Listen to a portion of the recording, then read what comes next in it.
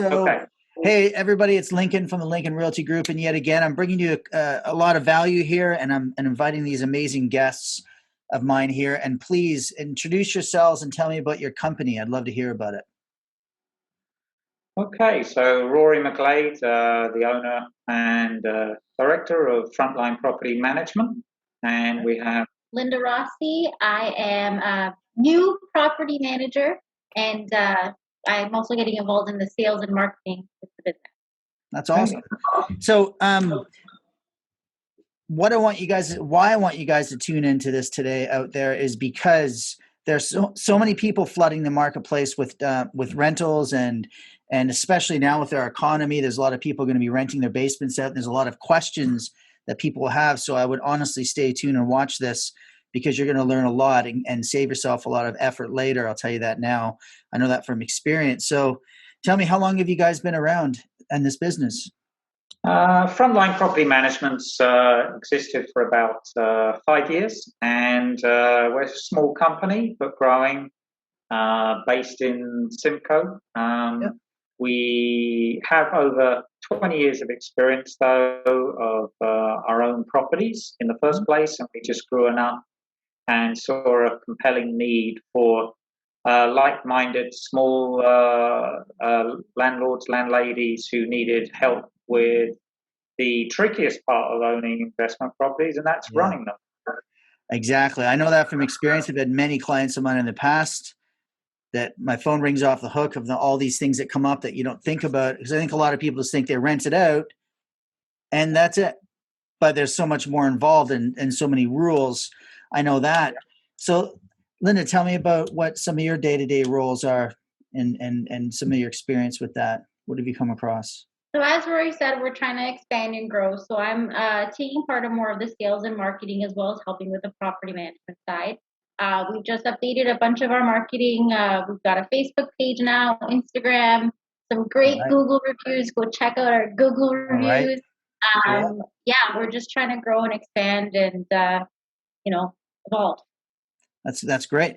So one of my goals today is to have everybody that walks out of here that watches this, and we'll keep it fairly short, but what I want to do is I want people to be able to walk away with a bit of knowledge about why they would get in touch with you and what they can expect if they were getting into this, or some problems maybe coming up in the future that might be coming up because of COVID and all the different things.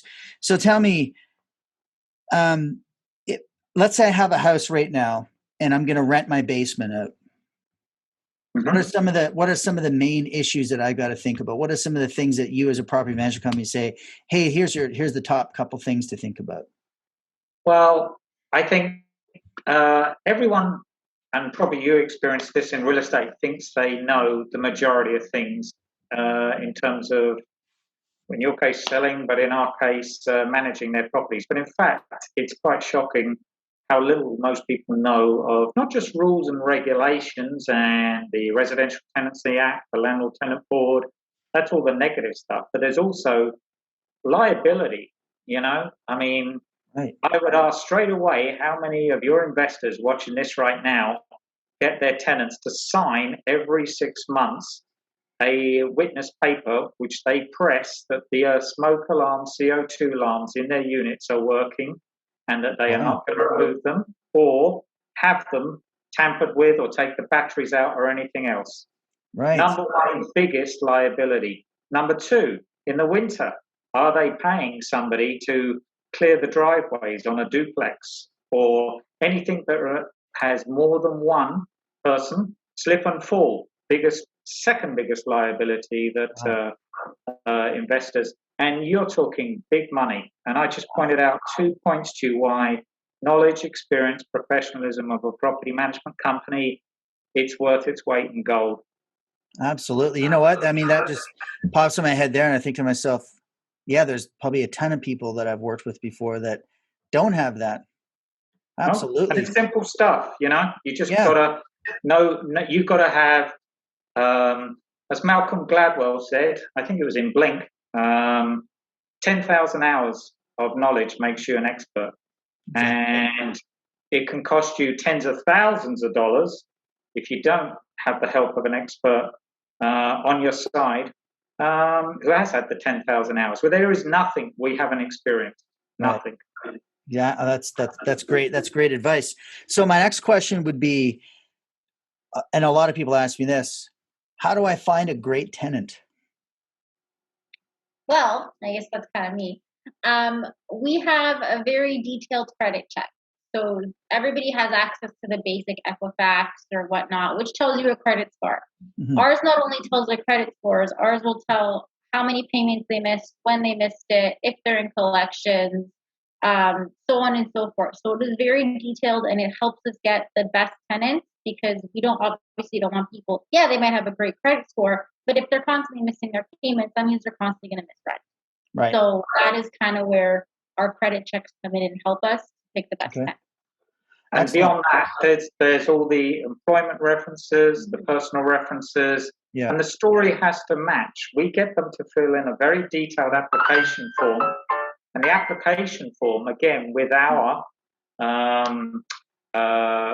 credit, the level of detail in our credit, they have to match up the addresses, the employments, and all this. Right. And now we know if the stories match what is the reality. So there's a tremendous amount we do, and we will reject as many people as it takes, even if you lose a month's rent waiting for the right person, because there is massive interest, tons of rental inquiries right now.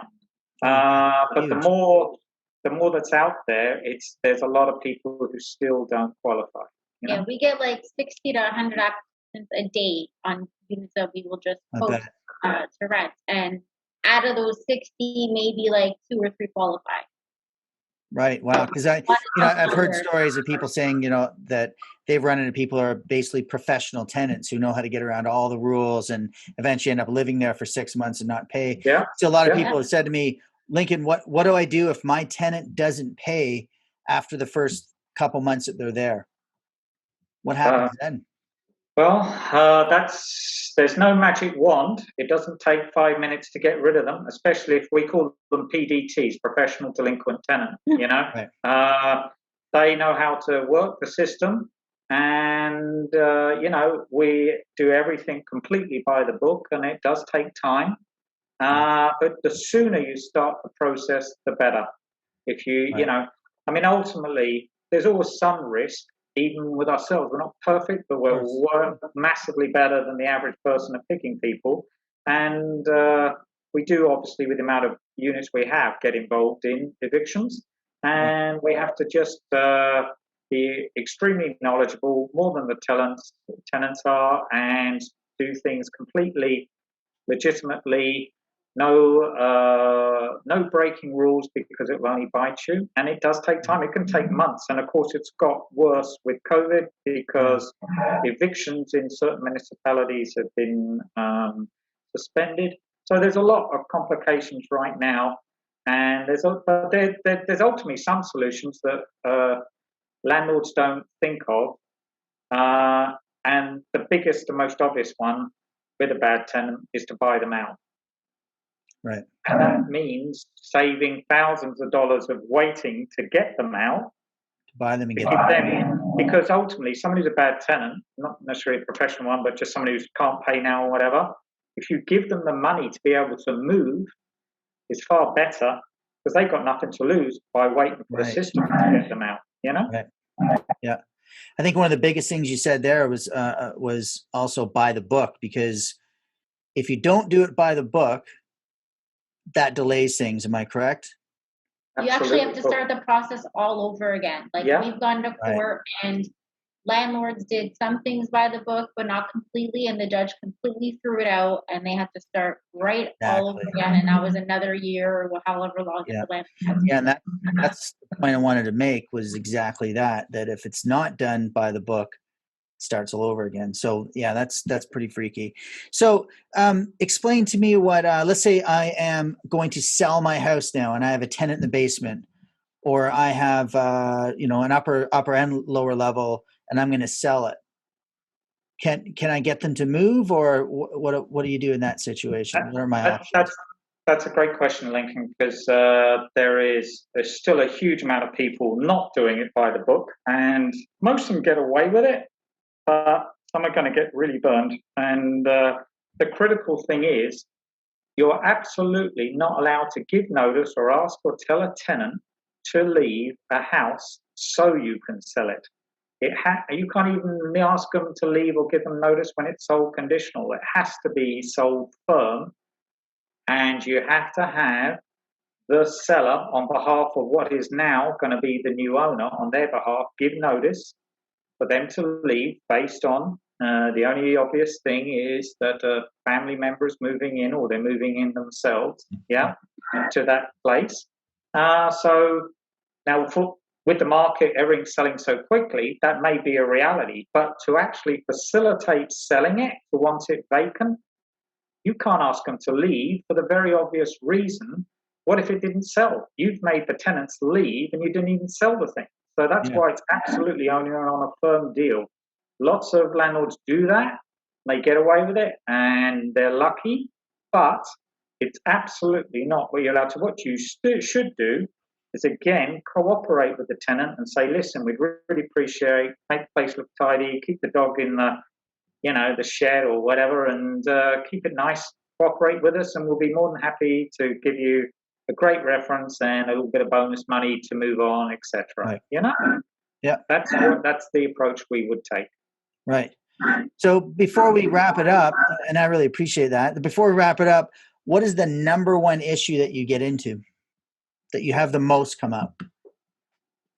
You can probably late.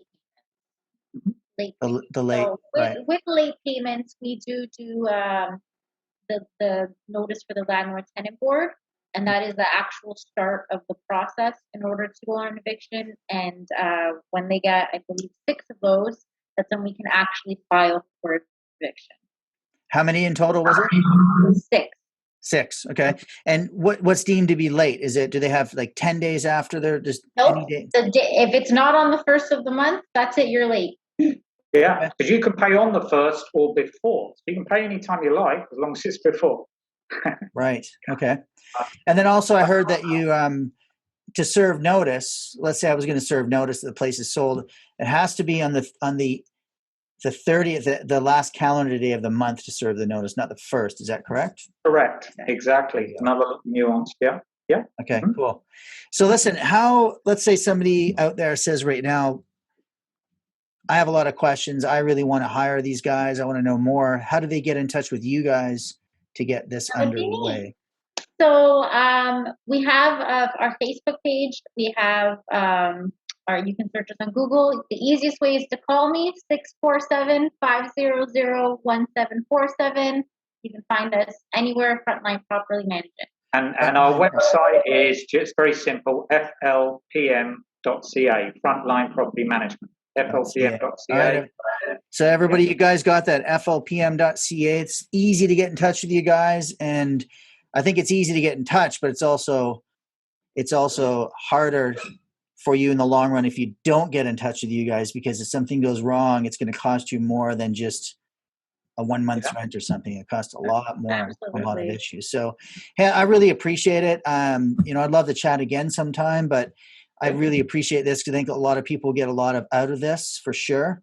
And again, everybody, thanks for tuning in. Thank you so much for inviting us, Lincoln. That's been great. Yep. Really appreciate it too. Excellent. I really appreciate it. You guys take care. Bye for now.